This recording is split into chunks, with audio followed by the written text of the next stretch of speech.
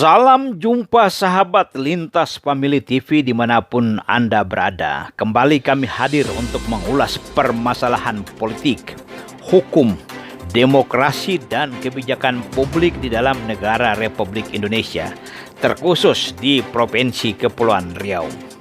Dan hari ini kami akan mengulas tentang stop PPKM acak-acak, bongkar penggunaan dana COVID-19.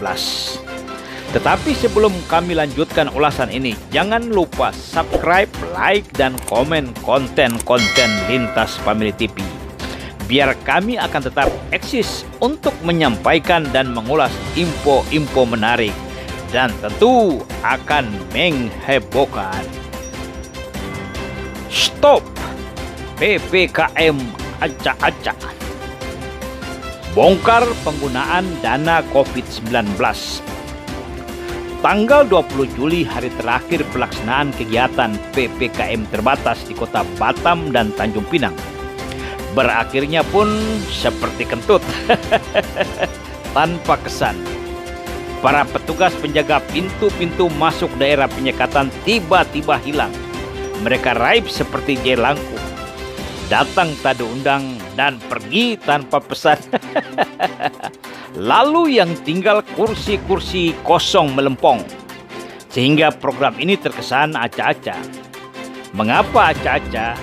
Dari hari pertama kelihatan pemerintah daerah belum siap untuk melaksanakan PPKM 100%.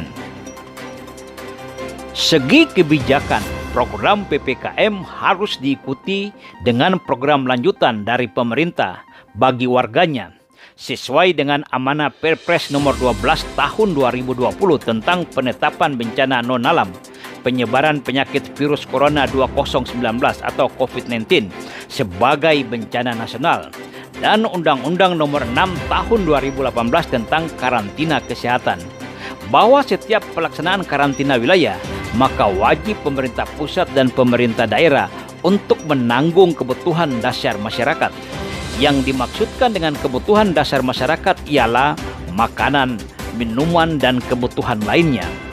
Akalnya pemerintah, kegiatan karantina wilayah yang dimaksud dengan dalam Undang-Undang Karantina Kesehatan dirubah menjadi PSBB, lalu dirubah lagi menjadi PPKM. Akal ini dirancang supaya pemerintah lepas dari tanggung jawab yang diatur dalam undang-undang. Dan ketika masyarakat menanyakan tanggung jawab pemerintah, jawabannya mudah. PPKM bukan karantina wilayah.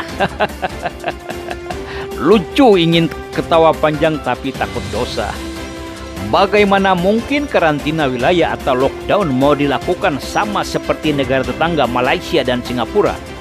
Sedangkan persediaan keuangan daerah pada tingkat provinsi dan kabupaten sudah kembang kempis. Banyak proyek yang ditunda pelaksanaannya hanya karena alasan semua dana terserap dalam penanganan COVID-19. Tetapi penanganan COVID-19 yang mana wujudnya? Masyarakat tidak tahu. Yang menjadi pertanyaan kita, apakah dana rakyat pada tingkat kabupaten, kota, dan provinsi ratusan miliar itu digunakan hanya untuk membantu gaji para medis? Faktanya, banyak sekali tunjangan para medis yang belum terbayar. Apakah dana rakyat ratusan miliar itu digunakan untuk bantuan sembako kepada rakyat? Pertanyaannya, bantuan sembako yang mana yang didapatkan oleh rakyat? Harus dipahami, apa yang dibantu pemerintah dalam era keterbukaan ini sangat mudah dihitung oleh rakyat. Lalu sebenarnya untuk apa dana COVID-19 ratusan miliar itu dipergunakan oleh pemerintah daerah? Walaupun dalam Perpres nomor 12 tahun 2020 tentang penanganan bencana non-alam dan COVID-19 sebagai bencana nasional, terdapat pasal yang memberikan kewenangan penggunaan anggaran pendapatan dan belanja negara maupun anggaran pendapatan dan belanja daerah tak terbatas demi penanganan COVID-19. Dan setiap kebijakan tidak dapat dijadikan alat bukti oleh kejaksaan maupun kepolisian dalam pengadilan. Tetapi faktanya Menteri Sosial RI dari Partai Pemenang Pemilu telah duduk di Hotel Perdeo oleh dan karena korupsi dana bantuan sosial dalam penanganan COVID-19.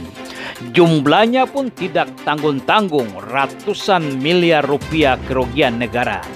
Ini fakta yang dilakukan oleh pejabat-pejabat kita. Dan dimungkinkan saja praktik-praktik ini terjadi di daerah-daerah. Lalu dengan mangkraknya proyek-proyek pada tingkat pemerintah daerah yang bernilai ratusan miliar rupiah, kemudian dengan mudah pemerintah daerah beralasan seluruh anggaran dipusatkan untuk penanggulangan COVID-19. Tetapi untuk apa dana tersebut dipergunakan? Faktanya, di saat pandemi COVID-19, tempat-tempat usaha tutup, terjadi ledakan pengangguran, masyarakat daerah susah dan harus menanggung sendiri. Pemerintah daerah hanya datang dengan program-program himbauan, penerapan ini, penerapan itu, tidak boleh ini dan tidak boleh itu. Bantuan sosial terkesan hanya ala kadar. Dan kembali kami bertanya, untuk apa dana ratusan miliar tersebut dipergunakan? Teringat kita ada berita tidak sedap dari Gedung Dompa, kantor Gubernur Kepulauan Riau. Dana miliaran rupiah dihabiskan untuk program pengadaan masker. Bagaimana kelanjutan kasusnya? Hilang ditelan kelam. Masker jenis apa yang menelan biaya sampai miliaran rupiah? Apakah mungkin masker ajaib? Dan bukan tidak mungkin, praktek pembelian masker-masker ajaib banyak terjadi di tingkat kabupaten dan kota seluruh Indonesia. Ketika pemerintah begitu banyak menggunakan anggaran pendapatan dan belanja daerah atau anggaran pendapatan dan belanja negara dengan dan untuk dan atas nama penanganan COVID-19, lalu rakyat berharap DPR RI, DPRD dapat menjalankan fungsi pengawasannya. Sayangnya, DPR RI dan DPRD sudah seperti macam ompong. Terkadang dia berteriak, mengaung dengan keras tetapi tidak ada giginya untuk mengunyah mangsa. Lalu dia berpikir lebih baik selamatkan diri sendiri, persetan dengan kepentingan rakyat. Dan saatnya rakyat melakukan pengawasan terhadap penggunaan uang rakyat atas nama program penanganan COVID-19. Gunakanlah media sosial untuk menyampaikan temuan Anda tanpa batas. Setiap temuan harus disertai dengan bukti yang akurat dan tidak bersifat fitnah atau penyampaian berita bohong. Ingat, jangan sampai Anda terjerat Undang-Undang ITE.